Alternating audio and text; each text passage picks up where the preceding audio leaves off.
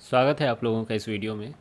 Question कह रहा है कि एक particle slides on the surface of a fixed smooth sphere. तो एक स्फेयर है, फिक्स्ड है और ये स्मूथ है, यानी फ्रिक्शन जीरो लेना है। यहाँ से रिलीज किया गया, ठीक है, from the top most point, मतलब हल्का सा फूंक मार करके रिलीज कर दिया गया ताकि वो नीचे आ सके।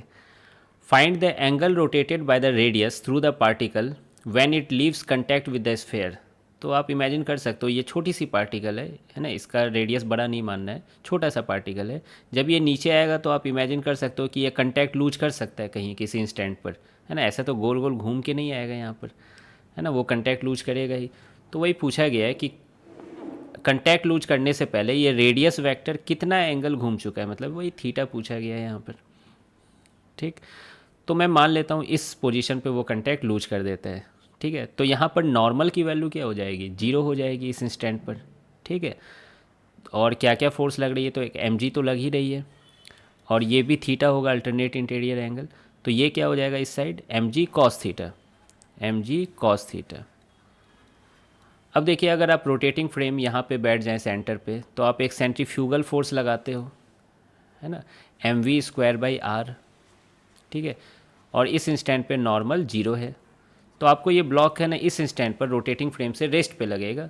बाकी आप m g cos theta equal to mass into centripetal acceleration, आप वो काम भी कर सकते हो, बात एक ही हो जाती है।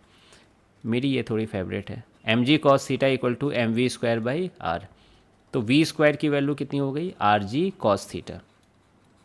तो ये हम लोगों को यूज आएगा आगे। फिर दूसरा एक हमारे पास इक्वेशन लाने का तरीका क्या है, इनर्जी कंजर्वेशन कर देते हैं, है ना। ये इनिशियल पॉइंट है और ये फाइनल पॉइंट है। तो मैं लिख दे रहा हूँ K I plus U I equal to K F plus U F.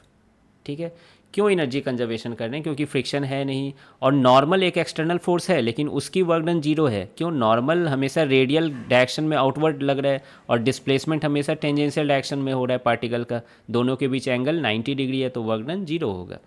तो हम लोग एनर्जी कंजर्वेशन लगा सकते हैं। अब बताइए कि किसी एक पॉइंट पे ग्रेविटेशनल पोटेंशियल एनर्जी लिखने के लिए कहीं ना कहीं जीरो मानना होता है।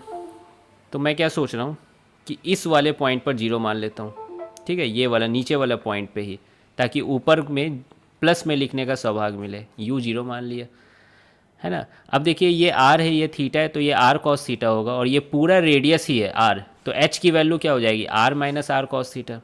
तो चलिए, इनिशियल काइनेटिक एनर्जी तो जीरो है, रिलीज किया गया है। ये क्या हो जाएगा, एम जी एच, और एच की value r one minus cos theta. ठीक है, final kinetic energy half m v square है, और फाइनल पोटेंशियल एनर्जी क्या है, जीरो है, क्योंकि इस लेवल पे जीरो माना है हमने।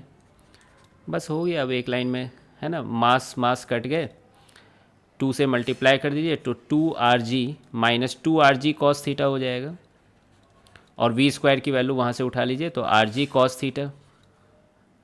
ठीक है, तो इधर ले आओगे तो three are g cos theta हो जाएगा, आर जी भी कट जाएंगे, तो कॉस थीटा में एक लाइन में लिख रहा हूँ, टू बाई थ्री आ जाएगा। तो थीटा की वैल्यू कितनी हो जाएगी, cos inverse two by three. Not a good angle, तो यहीं पर छोड़ देना है answer, theta equal to cos inverse two by three. तो बस यही आंसर है इसमें। अब अगले एक दो क्वेश्चन में यही काम करना है, बार बार यही काम करना है, दो तीन क्वेश्चन में एकदम रिपीटिंग तरीके से काम करना है। तो मिलते हैं फिर नेक्स्ट वीडियो में।